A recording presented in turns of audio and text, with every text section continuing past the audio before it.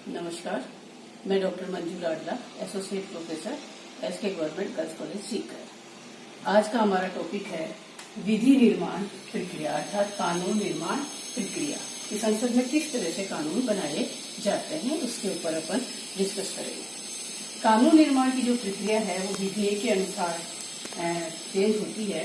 सामान्यतः दो तरह के कानून बनाए जाते हैं और उनको विधेयक के अनुसार बांटा गया है। एक होता है सामान्य विधेयक और एक होता है धन विधेयक।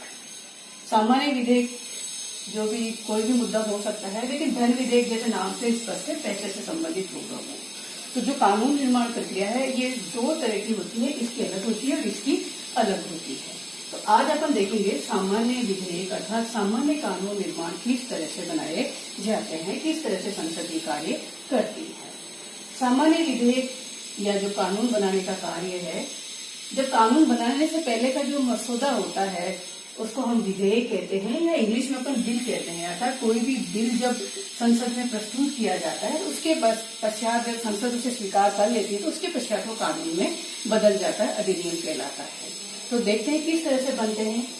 जो भी कोई सामान्य विधेयक या बिल संसद में जब रखा जाएगा तो कानून निर्माण की जो प्रक्रिया है वो 5 चरण से गुजरेगी या 5 स्टेज होंगे। प्रथम वाचन, द्वितीय वाचन, तृतीय वाचन, फिर द्वितीय सदन में और लास्ट में राष्ट्रपति की स्वीकृति के लिए। तो सबसे पहले देखते हैं कि किस तरह से होता है। प्रथम वाचन देखते हैं। प्रथम वाचन का मतलब होता है या फर्स्ट रीडिंग का मतलब होता है कि विधेयक को या बिल को सदन में रखा जाना या प्रस्तुत किया जाना। सामान्य विधेयक संसद के किसी भी सदन में रखे जा सकते हैं। मंत्री भी रख सकते हैं और मंत्रियों के अलावा संसद सदस्य भी इसको रख सकते हैं। अनुच्छेद 107 इसके लिए प्रावधान किया गया है कि सामान्य विधेयक दोनों को पावर है रखने की, मंत्रियों को भी और संसद सदस्यों को भी। तो सामान्य विधेयक संसद के किसी भी सदन में रखे जा सकते हैं, मंत्री भी रख सकते हैं और संसद सदस्य भी रख सकते हैं।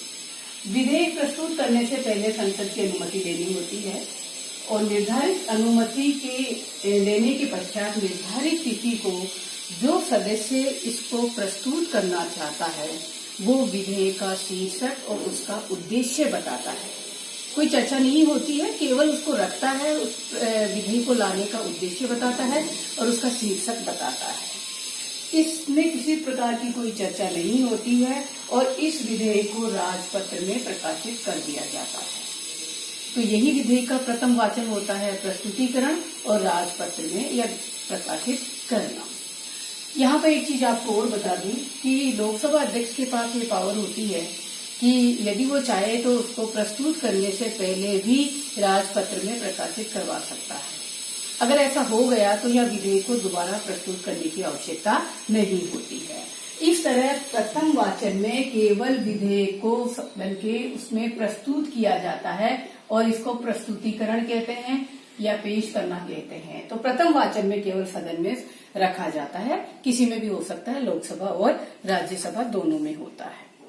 फिर उसके पश्चात आता है विधेयक का द्वितीय वाचन अर्थात दूसरा चरण। दूसरा चरण जब आता है तो दूसरा चरण बहुत महत्वपूर्ण चरण होता है और इसमें ही विधेयक को अंतिम रूप दिया जाता है। जब दूसरा चरण आता है तो इसमें 3 चीजें हो सकती है।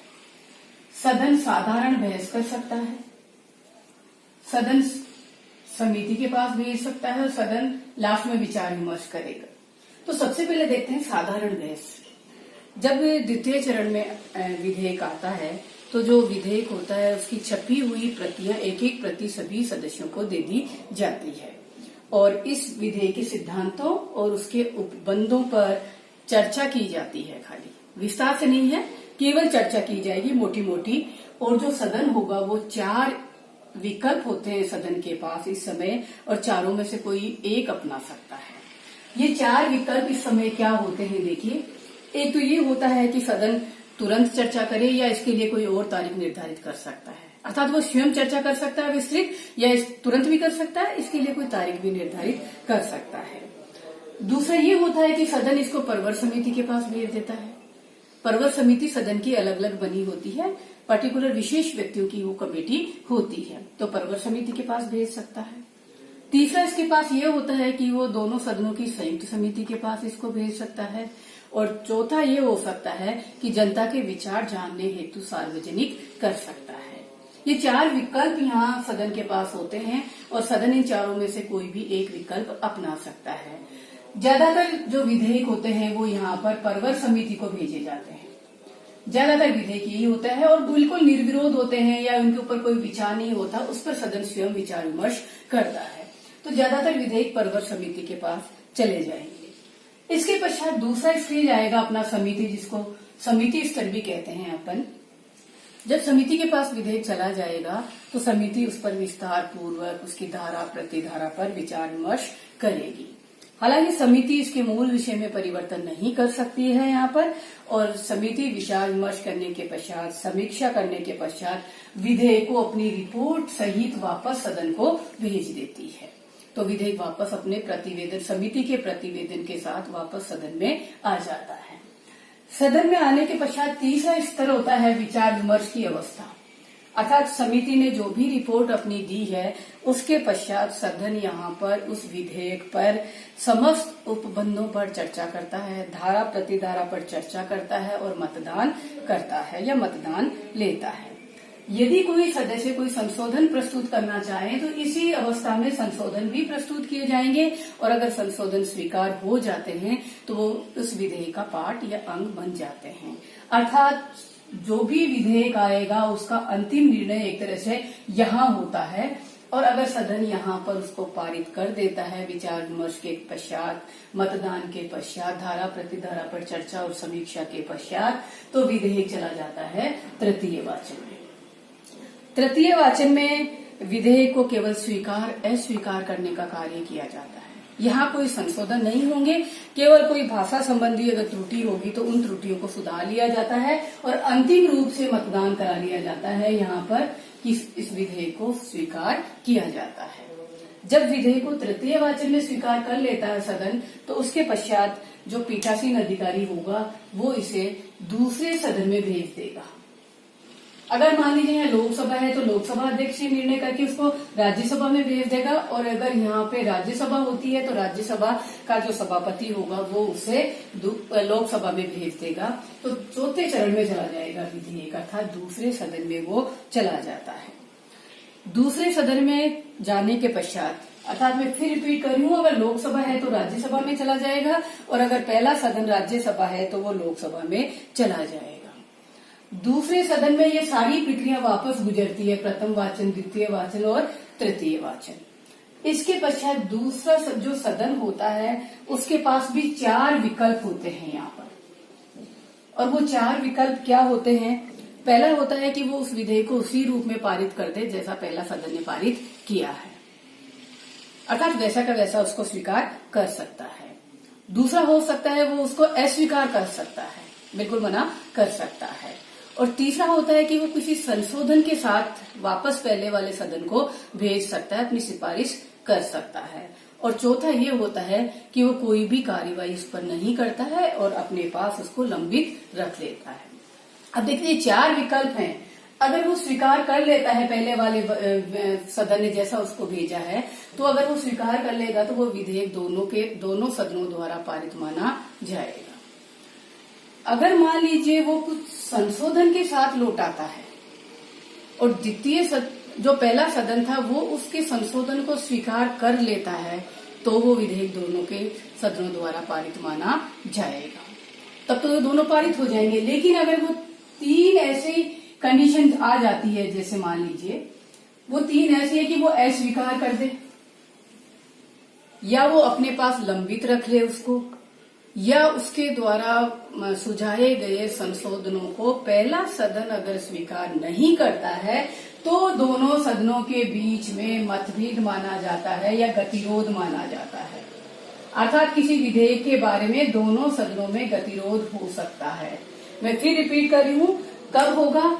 यदि वो अस्वीकार कर दे, यदि वो अपने पास लंबित रख सकता है, 6 महीने तक अगर कोई कार्यवाही नहीं करता है साधारण विधेयक के संबंध में, या वो कोई सुझाव देता है, वो सुझाव पहला सदन अगर नहीं मानता है तो उसको हम गतिरोध कहते हैं या मतभेद कहते हैं दोनों सदनों के बीच में।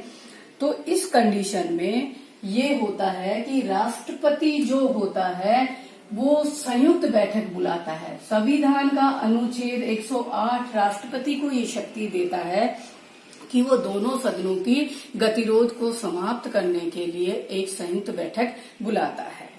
संयुक्त बैठक में लोकसभा और राज्यसभा दोनों आएंगी और जो लोकसभा का पीठासीन अधिकारी होगा वो उसकी अध्यक्षता करेगा।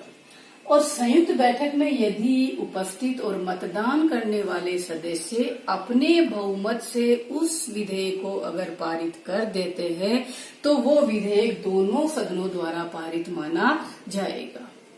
देखिए, दोनों सदन अपने उपस्थित और मतदान करने वाले सदस्यों के बहुमत से पारित करेंगे और ऐसी स्थिति में वो दोनों के द्वारा पारित माना जाएगा। मैं यहाँ पर आपको एक बात और बता दूं कि लोकसभा की सदस्य संख्या ज्यादा होती है और राज्यसभा की सदस्य संख्या कम होती है। तो यदि सत्ता पक्ष का बहुमत है लोकसभा में पूर्ण बहुमत और उसकी राज्यसभा में भी सदस्यों की स्थिति अच्छी होती है तो यहाँ लोकसभा का पलड़ा भारी होता है। लेकिन यहाँ जब अपन बात कर रहे हैं विधेयक की तो दोनों सदनों द्वारा पारित वो माना जाएगा। मैं आपको एक चीज और बता दूं, हमारे यहाँ पे 3 बार ऐसी संयुक्त बैठक बुलाई भी गई है। सबसे पहले 1960 में बुलाई गई थी दहेज प्रतिषेध विधेयक के संबंध में। सेकंड 1977 में बैंक सेवा आयोग विधेयक के संबंध में बुलाई गई थी और 2002 में आतंकवाद निवारण विधेयक के संबंध में बुलाई भी गई है। तो अर्थात राष्ट्रपति संयुक्त बैठक के माध्यम से इसका निर्णय करवा सकता है।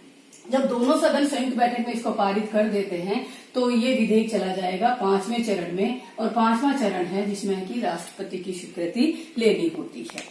जब विधेयक राष्ट्रपति के पास आता है तो राष्ट्रपति के पास भी 3 विकल्प होते हैं। राष्ट्रपति उसको तुरंत स्वीकार कर सकता है। यदि राष्ट्रपति ने उसको स्वीकार किया तो वो विधेयक अधिनियम बन जाएगा अर्थात कानून बन जाएगा।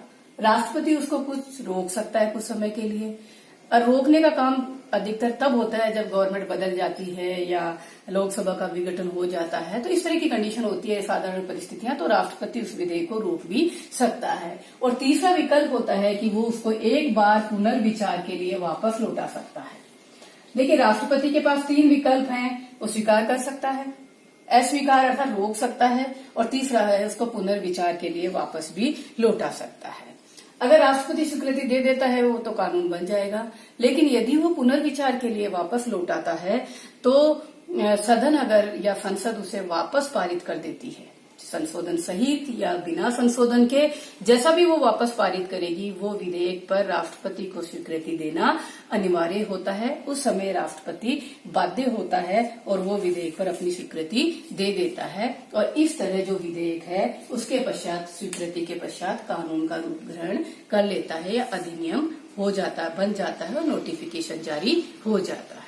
इस तरह संसद में ये कानून सामान्य विधेयक के संबंध में ये प्रक्रिया होती है और इस तरह ये विभिन्न चरणों में से गुजरकर कानून का रूप लेता है।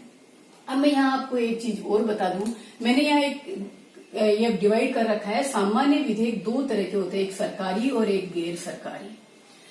ये क्या होते हैं देखिए, मैंने अभी आपको बताया कि प्रथम वाचन में विधेयक को प्रस्तुत करने का अधिकार मंत्रियों को भी होता है और संसद सदस्यों को भी होता है। तो जब मंत्री किसी विधेयक को प्रस्तुत करते हैं तब हम उसको सरकारी विधेयक कहते हैं और मंत्रियों के अलावा जितने भी विधेयक प्रस्तुत किए जाएंगे उन्हें हम कहेंगे गैर सरकारी। तो ये केवल प्रस्तुत करने का ही अंतर होता है सरकारी और गैर सरकारी का, बाकी ये सामान्य एक ही होते हैं और एक ही प्रोसीजर से ये दोनों विधेयक बनते हैं। दूसरी चीज ये होती है कि अगर सरकारी विधेयक संसद में अस्वीकृत हो जाता है तो सरकार पराजित हो जाती है, सरकार त्यागपत्र देना होता है। लेकिन गैर सरकारी विधेयक अगर पारित नहीं होता है तो सरकार के जीवन काल पर कोई फर्क नहीं पड़ता है। इस तरह ये सरकारी और गैर सरकारी साधारण विधेयक दोनों ही तरह के होते हैं और दोनों को पास करने का या चरण जो होते हैं वो समान होते हैं, केवल प्रस्तुत करने का अंतर ही होता है। धन्यवाद।